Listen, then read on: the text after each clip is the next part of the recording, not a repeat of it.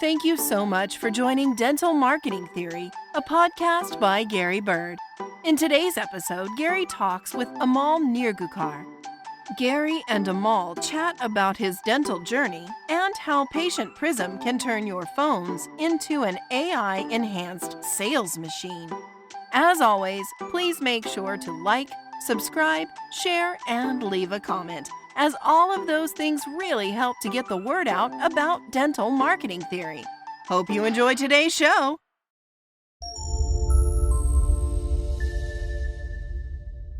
All right, Amal, we are live. It's good to have you on today. It's really an honor to have you on the podcast. I've been waiting for this day, and I have to hit you with the hard-hitting question right out of the box.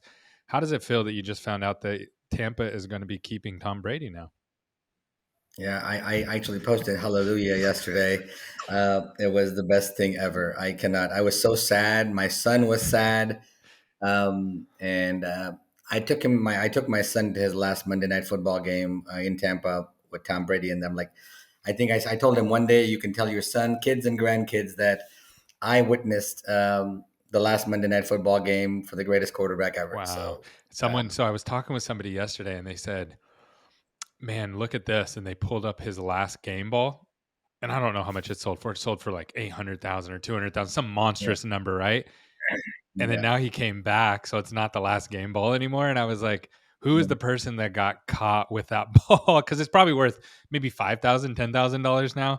So Right, yeah, right. it's very interesting. So yeah, I just got here $500,000 they paid for that ball. So 525 or something like that. Yeah, it is. I don't know. They may have some recourse on that. Hopefully, I don't yeah, know. You already bought it, and there's he I don't came yeah back. I don't know what you would do with that. Well, Maybe Tom can buy it from back from him or something. yeah, exactly. Well, I'm glad you came on today. I really want to. You're like the mayor of dental. Like I see you everywhere. Everywhere I go, you're there. Anytime I'm in something, they're like, "Oh, I know them all," and so you're like everywhere. So tell me a little bit about how you got into dental and into the position that you find yourself in now. Yeah, this was like 8 9 years ago. I was an accountant, CPA. I ran a CPA firm focused on healthcare and real estate clients. And within our healthcare portfolio, we had about 60 70% of the was dentists, dental clients, and some of my best friends were dentists growing up in Tampa. And so one fine day, I realized that I was wanting to give more to the world than accounting and tax services.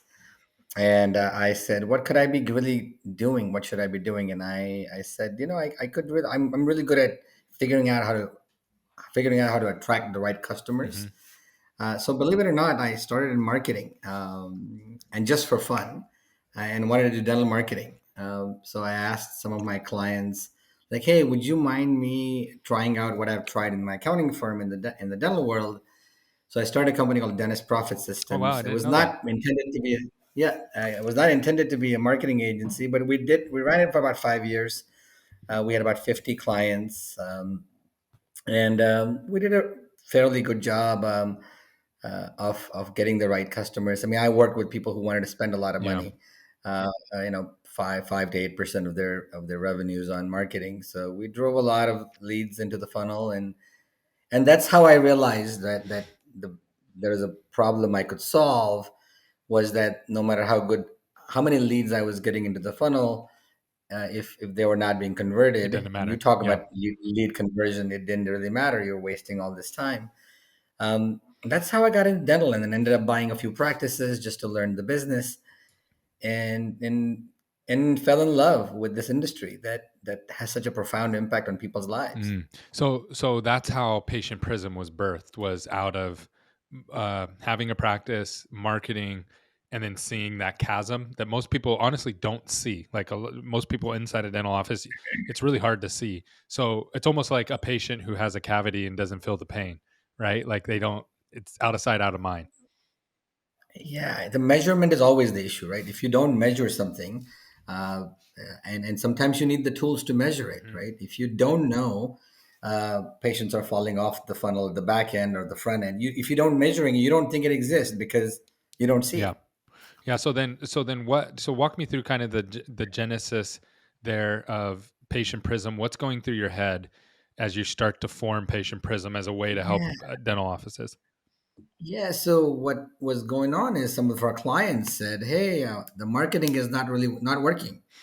And I'm like, that's not possible. Why is marketing not working? So we decided to listen to phone Hmm. calls. We got a company called CallRail at the time. They still exist today, and we deployed a bunch of people to listen to phone calls. And we realized that, man, these guys are not doing a good job at converting these appointments.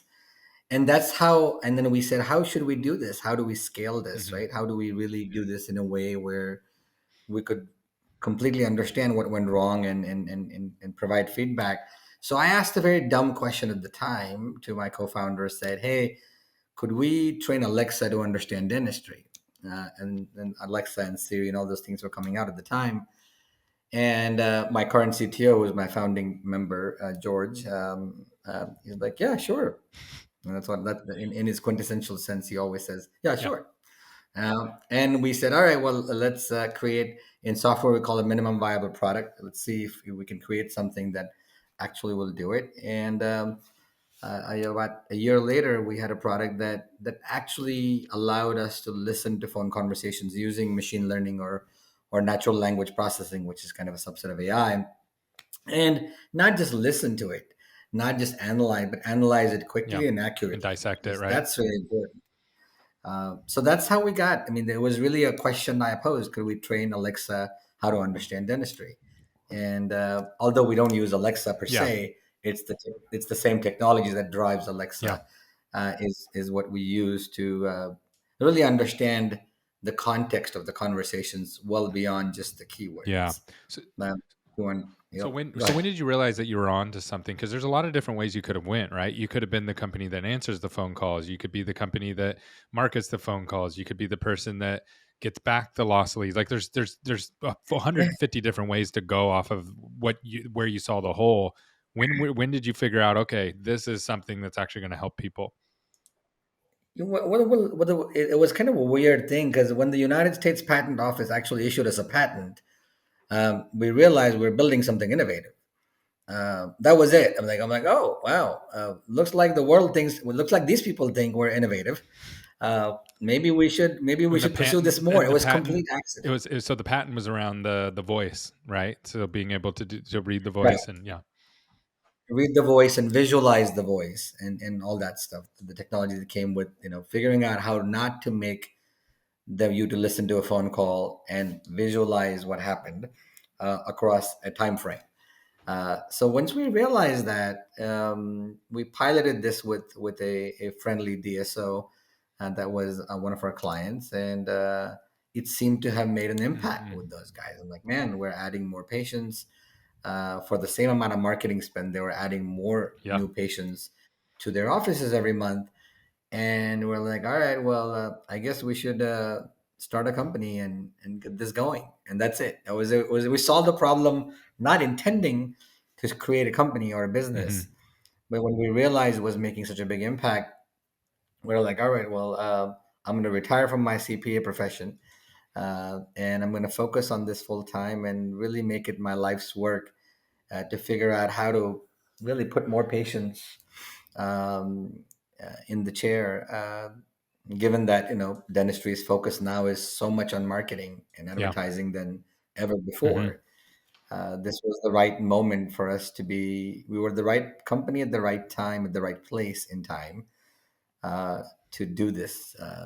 Just and then we're seeing this Hmm. right. The whole industry is just going gangbusters with new patient Yeah, acquisition. exactly. And so I know you guys have a lot of cool things that you guys do at Patient Prism, but I think the thing that really separates you and makes you unique and really can't be duplicated any other way that I'm aware of is your relos. Can you mind sharing a little bit about the relos and how that works and what that means for offices? Yes, by the way, it's my favorite water bottle. It's FMC. I drink off it every That's night, awesome. every day. So thank you for Yep. that. Um, Relo is a concept called. It stands for re-engage lost opportunity. And what AI allowed us to do was allow us that opportunity to re-engage with the patient very quickly. Now, you could always, as we've done before, we've always recorded phone calls and deployed people to listen. I mean, your team, before we came around, and you guys did that because you knew this was a Yep. problem. But it was became very inefficient to understand. Okay, how many calls am I going to listen to every day? Which ones are they going to be listened to? And how quickly can I act upon Yep. something? And by the time you got listening to the things, calls, it was too Yep. late. It was too Yeah. late It's too to reactive. recover Even a if you're lesson. listening to them the next day, it's too late. It's Yeah. too late. So the Relo idea came because AI allowed us a 10-minute conversation takes zero point 0.2 seconds for AI to listen to. And so you can imagine how quickly, and if it's accurately designed, then you have a quick understanding of who called, why did they call, were they new or existing or somebody else, did they book or not book, and then analyze that so quickly that if you send all that feedback to the dental office or a DSO within a short period of time. Right now it averages about 12 to 14 minutes. When we started out it was three Hmm. hours If we can analyze all that information, send it back, now you have that second chance to make the first Hmm. impression. Now you call the patient back, that just hung up with you, didn't book an appointment, and say, "Hey, Mr. Smith or Mr. Bird, you called us earlier. You want a dental implant, and I know you have no insurance, and but we forgot to give you information that we have really amazing Hmm. financing. This could be 199 Yeah. a month." And so Relo is this opportunity that AI allows the dental practice to re-engage with a lost opportunity that they lost 10 to 15 minutes ago on the Yeah. phone. And we're the only ones doing that. Yeah, Absolutely. I haven't seen it anywhere. Or and again, you can try to set it up yourself, and it's like you'll get back to them several days later, best case scenario, because of the lag there.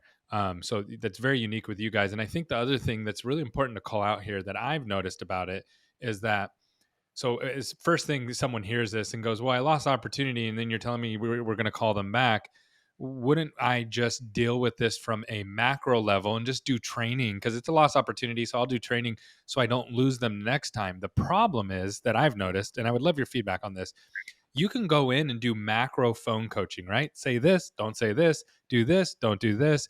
But then there's like 4 million micro phone coaching opportunities, and you're never going to be perfect on them, right? Like even if somebody's extremely efficient, they're still going to lose opportunities. Plus, you have new people on the phone. Plus, you have all these different circumstances. And what really amazes me about what you guys have developed is that you deal with the micro coaching issue literally call by call, which would be impossible in any other setting. Is that how you guys view it, or how do you tackle that with your clients? Yeah.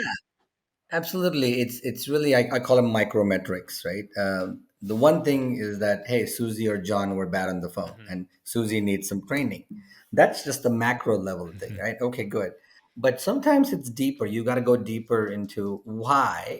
Is it because Susie or John need more Hmm. training, right?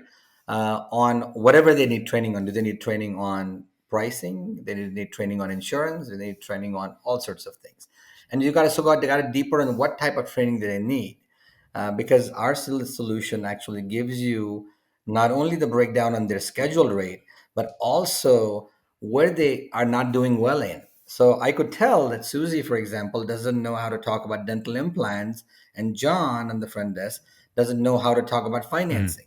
So now I go one step deeper in understanding where do they actually need Hmm. help, and then provide them that micro training, and that's going to get them to the next level. So that's really It's important, huge. Yeah. right? Is where do you, instead of just sending them in a whole day of Hmm. class and telling them exactly, oh, go learn about this. Well, we all know Yeah. that. The second thing is you have to also understand that sometimes patients are not able to book an appointment because it's not the fault of the receptionist. It's an operations Totally. issue, which means, and you don't have capacity. For Hmm. example, your days booked out is 35 days, and the patient wants to come in this week, and you say the next available appointment for hygiene is in Yep. April. Okay, well, or May, and that's happening a Yep. lot these Yep. days, right?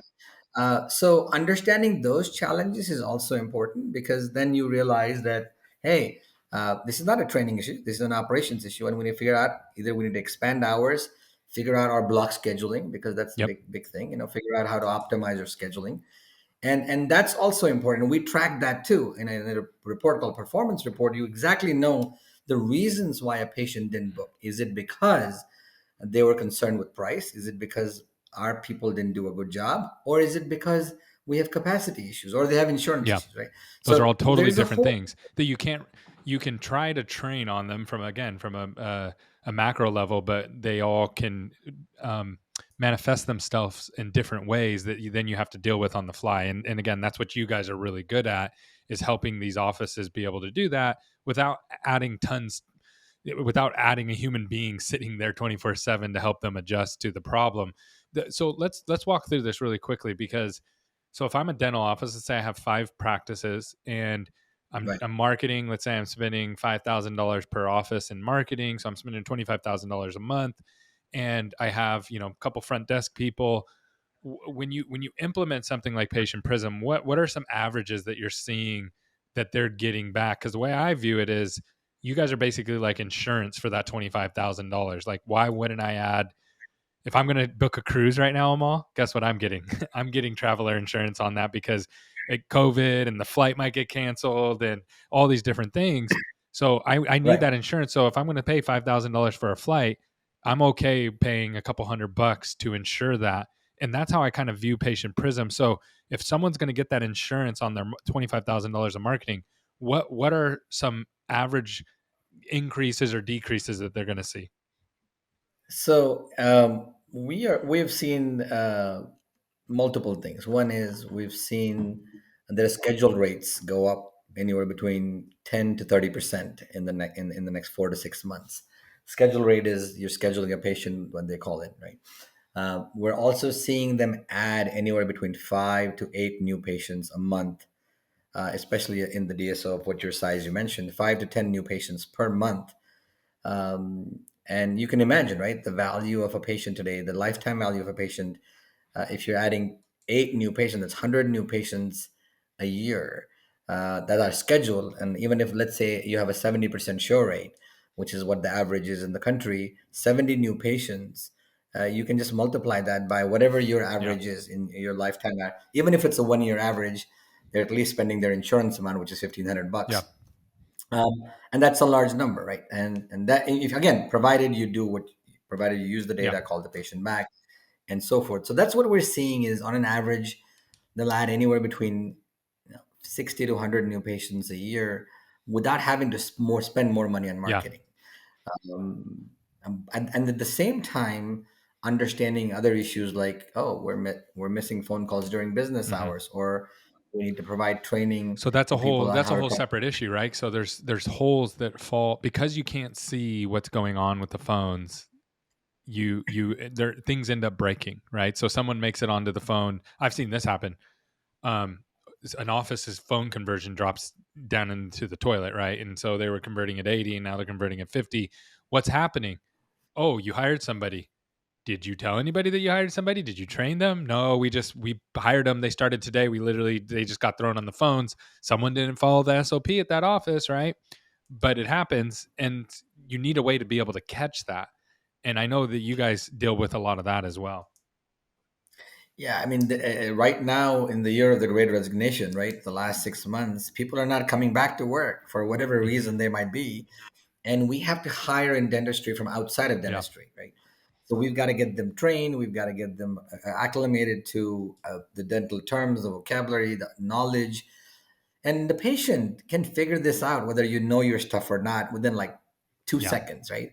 The way you say hello and somebody says, "Hey, I'm looking for dental implant, and do you do them?" And the hesitation that the receptionist will have will immediately tell that patient to stop. Okay, I haven't called the right Yeah. place. Yep. And so it's really important for our people to learn dentistry, learn not dentistry as in how to Yeah. diagnose anything, but learn enough to provide the confidence that the patient has called the right Yeah. place. They need to know more Um, about and, dentistry and than the patient does, right? Yeah. That's it. That's it. Sometimes patients today, one of the things I talk about, this is the era of consumerism, right? Consumers are extremely Yeah. sophisticated. Now, so my daughter the other day, she had a toothache, and she Says, Baba, that's what they call in Indian. Baba, Baba, my number 14 is hurting. So she has no dental background. I don't talk to her about dentistry. But here's a 17-year-old understand. She's already looked at the research. Okay, Yeah. let me count the tooth numbers, and she knows, and she has all this stuff. She's like, oh, I've not been flossing that much, so I may have, I know, and that's the patients of Hmm. today. Extremely sophisticated. They know a lot about the stuff, and if you're a dental office and you sound like you have no idea what bone loss means Oh, or implants. what an So one of the, amalgam yeah, is. most people don't realize that dental implants is one of the most searched keywords out there besides the word dentist. And the reason why is because people are doing so much research because it's a lot of money. So you have these people that are Right. researching and watching videos and studying what it's going to take for them to get this dental implant done. So yeah, you got to know your stuff. You got to know how to respond to them.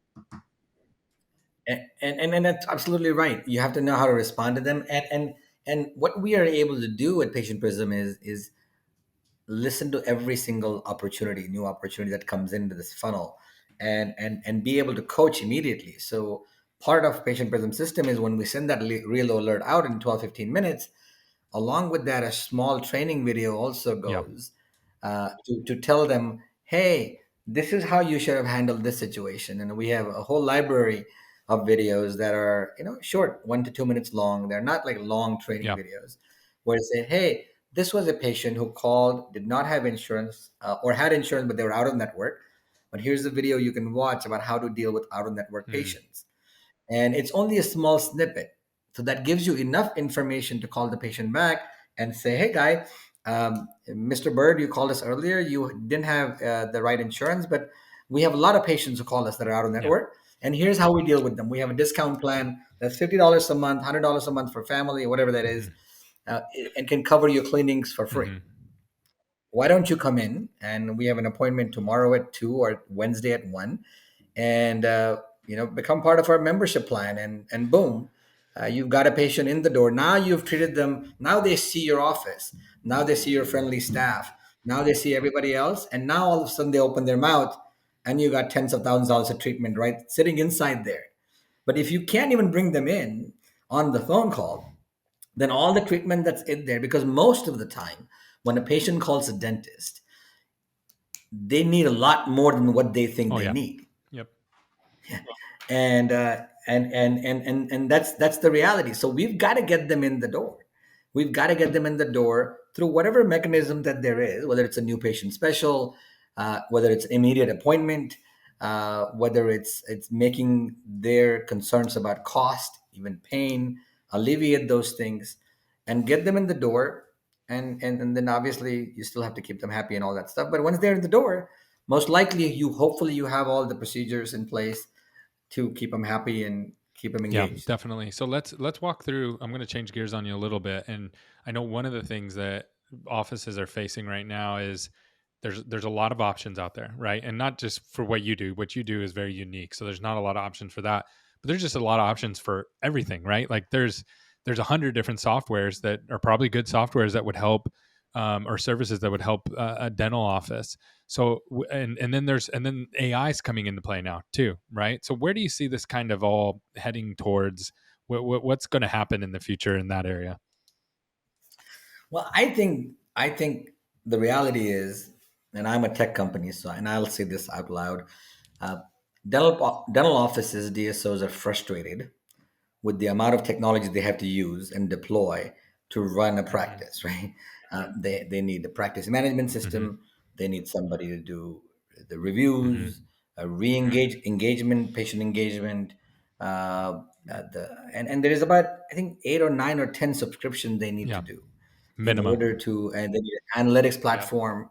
And there's so much needed, right? And my hope is, and I think the industry is demanding this, that somehow there is a consolidation of the stack. Even if there's no, at least there's consolidation of Yeah. reporting or consolidation of all the things coming into one place where you can make some Yeah. decisions. um, just having a solution is not good enough, right? How do you make decisions from that? How do you take that data? I talk about that a lot, Gary. Is you have hindsight, which is what happened in the Hmm. past, and then how do you convert that into insight?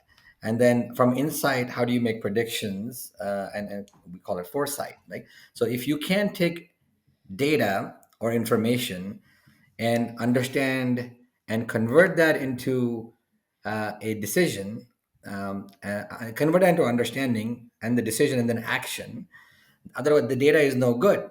So that's where I think dentistry and using technology is going to evolve, is having better actionable intelligence to act upon. Just giving us all this information is no good for us anymore. It's too much information. It's too much data. It's too many solutions. Just give me five things to do today, right? Give me five things to do. One, answer all my phone calls is one Yeah. thing. Right? Answer all the calls that are coming into the phone. Number two, make sure that we are treating. Make sure that we are within the office. We are giving enough for the new patient exam so that the hygienist can do Hmm. this. So if there's five things that data can give us to do every day, then it's easier than to navigate, you know, loads and loads of data. Yeah, something has to give, right? You can't just keep adding more and more apps on top of everything. And so I totally agree with you. It's definitely a problem. What do you what do you say the biggest fear right now in dentistry is for the future of technology and the way things are going? Um, I don't think there is fear. I think there is, depending on who you ask. Um, I think the biggest challenge is utilizing the technology to, I think, operationalizing it in a way that it drives better value for Hmm. customers is where the challenge is technology is great, it's improving, it's giving better data, but how do we get that to change people's behaviors in a way that it allows us to deliver a better patient experience? That is the biggest challenge. Is not, we have enough patients, there's enough demand for dental There's actually services no, yeah, out. there's more patients than there are dentists to serve them. The average time to appointment's insane right now. And I think so the challenge is not necessarily technology, it's really how to operationalize it within the dental office so that it creates more time for the people in the dental office, the team members, to spend with the Hmm. patients and not doing other mundane things like revenue cycle management and all the other things that we need to do. Though those things are the ones that eventually, I think, as technology gets better and better and better, we will outsource to the Hmm. machine the activities that do not really add to the customer journey or the patient experience, so that we can spend more time with the Yeah. patients, earning their Because the trust patient can't and spend getting time them. with the machine, right? It's whatever the machine is doing, right? So you have to have that human touch. But what are the things you don't need a human touch on, and how do you reduce those? And I think that will be the challenge. I think dentistry will have to figure out how to get more people into the only 50% of people have seen a dentist in Yeah, America, right? And of the 50% who saw the dentist, only 50% of them accepted yeah, treatment, right? So our white space is it's so huge. big, And that's not and even I that's think not taking when you look at the orthodontics numbers, oh my, it's like yeah. almost non-existent. Like orthodontics as an industry almost doesn't exist on the map compared to general dentistry of the gap of people who need it. And then really honestly, that's not just that's just in America. Globally, it's not even a thing. Like people view in other countries orthodontics like plastic surgery, right? Like they're like, why do you need that, right? And what do you need all that for? So it's there's such a huge opportunity. Orthodontics, absolutely, you're right. I mean, I think the AAO says that 75% of people need ortho in America, 5% are diagnosed, and 1% accepted out of that. So you can imagine that there is so many people. Again, the problem is measurement. As we start talking about Mhm. this, right? Most orthodontic application is for function and not for Mm. aesthetics, and so people don't know, right? Function, they have a headache, Yeah. or they don't know it's because of your occlusion.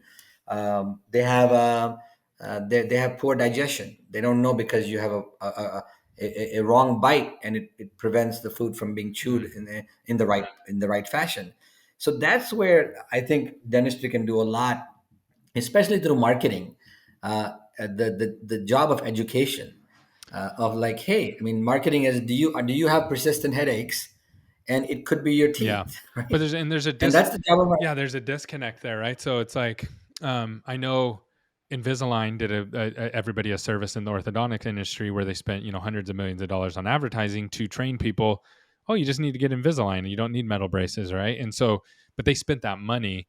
Now you see things with like implants, and people are slowly but surely coming around to implants now because of all the education that has been put out there. But it's still a huge gap there.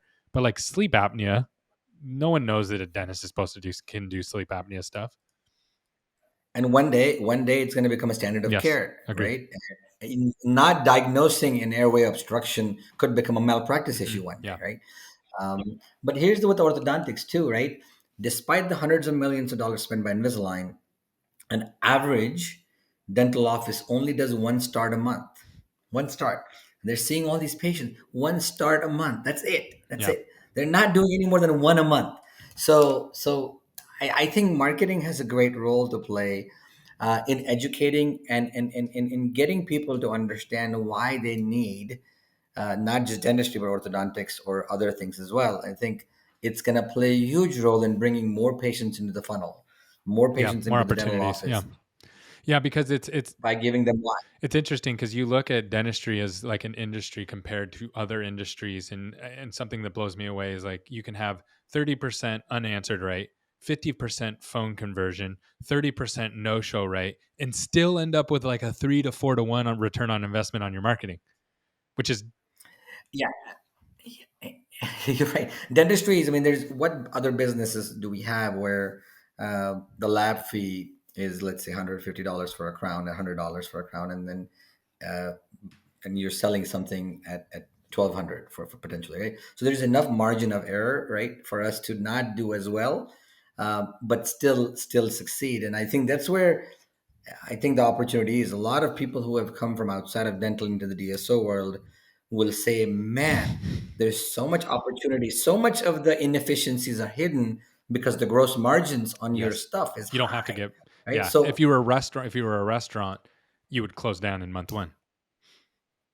and your medical office, you would close down in Yep. month one. Anywhere in the industry where you had the margins are not that much, Hmm. right? The gross margins are high, and that's a good thing. I mean, dentistry is a very good business. Yes, we're changing lives, but it's a very good business. That's why the corporate guys are Yeah. coming in and private equity is interested because if you do it right, you can deliver great value to a customer and then provide them a great life. I love that.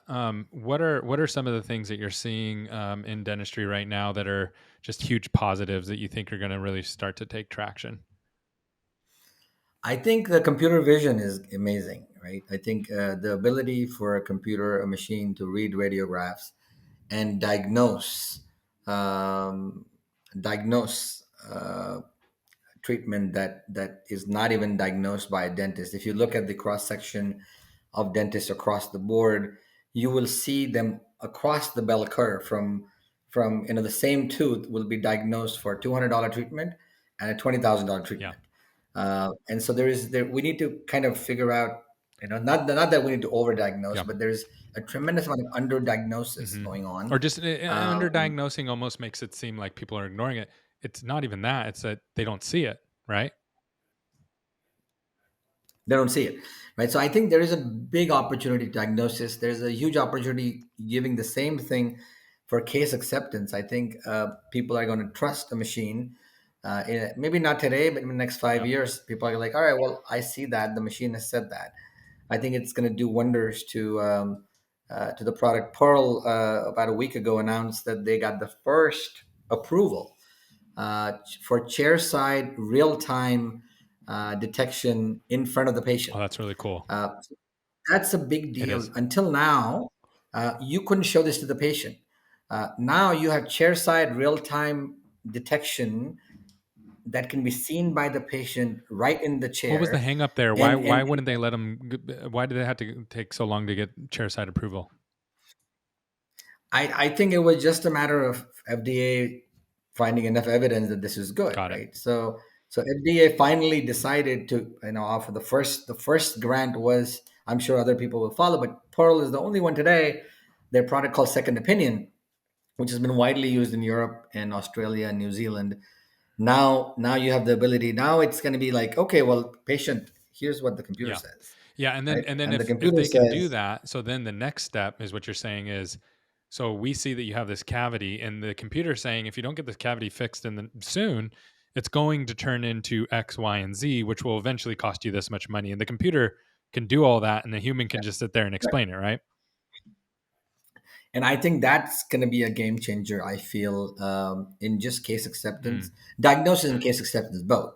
And I think that could really help kind of bridge the gap between what needs to be done and what's currently done. yeah, Um, I also think dental implants will become very ubiquitous across as people lose more teeth. I think they're becoming affordable as it is, and the DSOs have done a great job at marketing yeah. and in getting raising the awareness for dental implants And different options on across them, the right? There's a lot of different ways you can do dental implants. So, yeah, yeah. absolutely. And then, And that's going to be there. I think oral systemic is a big deal too. I think uh, I was talking to the CEO of Aspen, and they're getting into urgent care now, and so I think more dental practices eventually will start offering some level of integrated approach to because you see a dentist, see a patient coming every 6 months, and you might as well get them a medical checkup, check their blood pressure, check other things. And I think dentistry has an immense opportunity to kind of do markers for other things besides just oral yeah, cancer.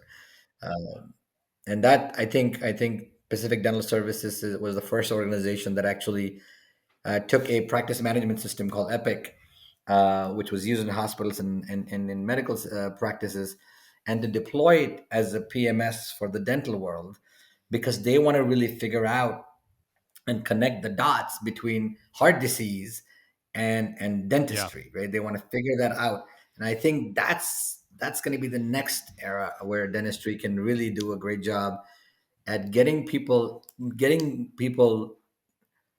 to be more healthier and not go to the hospital as much. If I can say that I have periodontal disease and I'm bleeding like crazy in my gums, and I send this person to go see their cardiologist, and I get an EKG done in the office, and I see something. Uh, yeah, at least I can get $200 paid for that yeah. EKG, and then I've saved that patient's Yeah, yeah, life. exactly. Yeah, or you add a lot of time onto people's lives too, right? Because a lot of times stuff we saw this with COVID where people, if you had all these different things that were making you unhealthy and then you got sick, like it can Yeah, shorten your life, right? So maybe it's and sometimes we just look at the extreme example of like, oh, you saved someone's life, which is awesome. But what about yeah. adding 5 years to someone's life, right? Like where they Right. where they minimized some of the complications that they have impacting them all at the same time. Now back to what you said about the X-rays and reading X-rays. What do you say to because I've heard different people bump into those, and especially dentists that don't like those. What are your thoughts on people who maybe misunderstand that as replacing the doctor or something like that? Yeah, I think it's just an aid, in my view, and I think the doctor's opinion should absolutely overrule Hmm. everything. But if you have an aid, I mean, we use MRIs, Hmm. right? Why do we have MRIs? Why do we have all these diagnostic things? Because it aids us. In the past, you used to like tap the doctor used to tap with the two fingers, right? And you could like, oh, I think you have this, right? But now you've got a tool that allows you to understand, like, okay, well, there is an obstruction in or you have a hernia. Well, otherwise, before you had to tap. It's the same Same thing. thing. I That's a think great that's a great with analogy. every technology, It's there uh, to help. every time it was introduced, it was always opposed in the beginning because we thought that that would be the machines were opposed when they came in first, Hmm. right? And then eventually it got adopted. Computers were opposed, and this is just another thing. It's not meant to replace the doctors; it's meant to get the doctors to to provide a better quality of service. And there are differing opinions about. Some people will say no. The AI suggests that you need a crown, but I'm okay with just filling this cavity and not worrying about a Yeah. crown, and that's Yeah, okay. because the doctor's It's taking okay. ownership of it, right? They're gonna take care of it and make sure to follow up, right? Like that's totally fine. But then there's a lot of, to your point earlier, there's a lot of stuff that's going missed. Right, right. And I think knowing is better than not knowing, right? Knowing that um, there is bone loss, which couldn't see on an X-ray. Knowing that there is bone loss could change the way you present Hmm. treatment, right? Could change the way you think about, you know what, there is bone loss here. So let's figure out what to do. I mean, you definitely need to get your scaling and root planning done for sure. Number one, absolutely stop this. And then figuring out what can we do to that tooth. It could completely change the way your treatment plan this. And that's where I feel the opportunity is there is not because you may not have seen the bone loss with the naked eye, but the AI allowed you to see it in the smallest microns. And that itself telling the patient that, hey, you're starting to see bone loss. I couldn't have seen it with naked eye, but now I see it with AI. Here's where it could lead to, like you said earlier. And if we can figure out how to fix it now, it's going to cost you $500. But if we wait another 5 years, that's a $6,000 implant. Hmm. Yeah, that's huge. So I think that's where the opportunity is. Yeah, agreed. So those are some great opportunities. What are some things that you see dental doing that probably isn't going in the right direction, and hopefully it changes soon? I think we've got to do a better job understanding insurance. And I think most people are not even utilizing their full benefit of the dental insurance. I mean, I think it's only 20-30% of it's actually utilized. uh, I do believe that where dentists are not doing a good job, I think, as an industry is educating the society about why dentistry is Yeah. important. That's where I think there's an opportunity there. Is that a Most problem dentists, because there's not like I mean, we have the ADA, right, which is like a collective, but most dentists are individual dentists. Is that why that's kind of slipped through the cracks? I yeah, mean, I you think have the milk industries out there politicking for themselves, right? So why not dentistry? I think ADA has focused on clinical, and rightfully so, Yeah. right? Advocacy is something that they're learning now, right? That, hey, we need to advocate for our own profession, and they realized that painfully so when our dental offices were shut down in the pandemic. Yeah. That advocacy was important, right? That we should have never shut Yeah. down because dentistry was always Yeah. essential. That we should have had our people all over the country saying that no, no, no, no, this shutting this down. We've done PPE long before PPE even became a word, Yeah. right? We already knew infection control way before this became a word.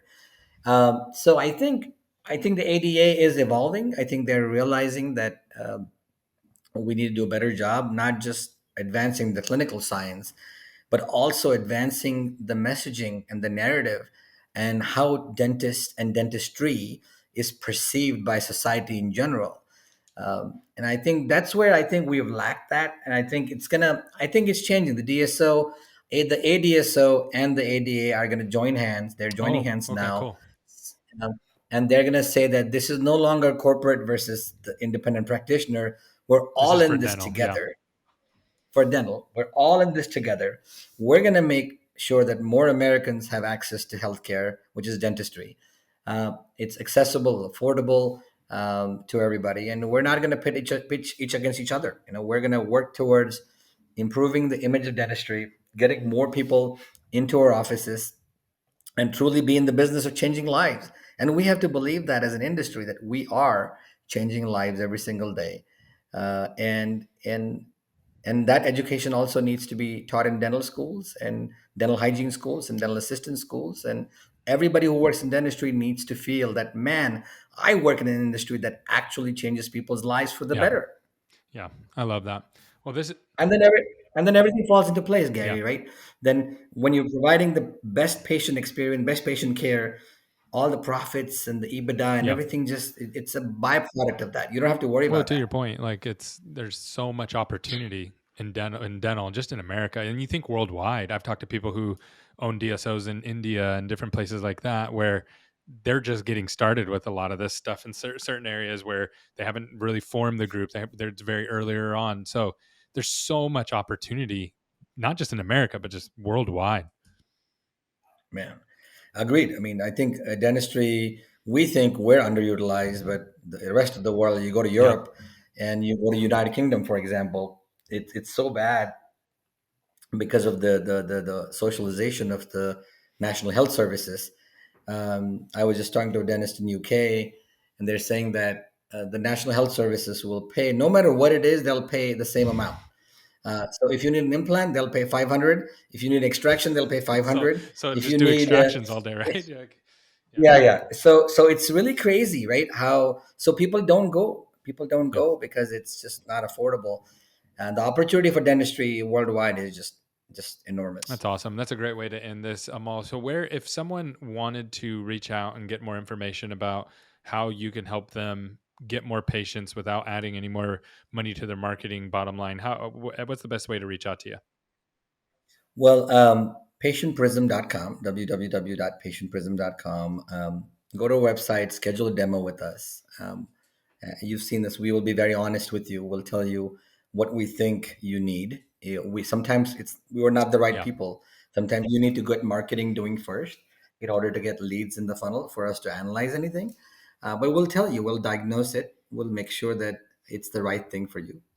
There's a lot of otherwise we produce a lot of content, and just like you do, Gary. We have resources, we have blogs, we have podcasts, we have lots of stuff that we are very passionate about this industry. Contact us if there is something that we can do for you. We will absolutely would love to have you as part of our family. If it's not, we'll certainly guide you in the right direction of what you needed. The luxury is both you and I, Gary. We talk to a lot of people, and we get to learn from other people's successes and Yep. failures. And so there are 2 cents of our wisdom can add any value to you as a business owner, as a dental practitioner, as a hygienist, whoever you are. Reach out to us, even if it's something that we're not Yeah. doing. We're happy there to help and provide value to this industry that both of us love, and will be in it for the rest of our Yep, lives. 100%. Well, I love that. And yeah, full disclosure, I work with them all on a lot of projects, a lot of marketing projects, a lot of projects of just helping people get their situation squared away. And he does a great job. And his team is there to really help. That's what they want to do. So, and he'll talk to you. You can reach out to him and reach out to his team, and they'll definitely take care of you. So, Amal, thank you so much for coming on today. Can't wait to release this, and I appreciate your time. Thank you, sir. Thank you very much. All right.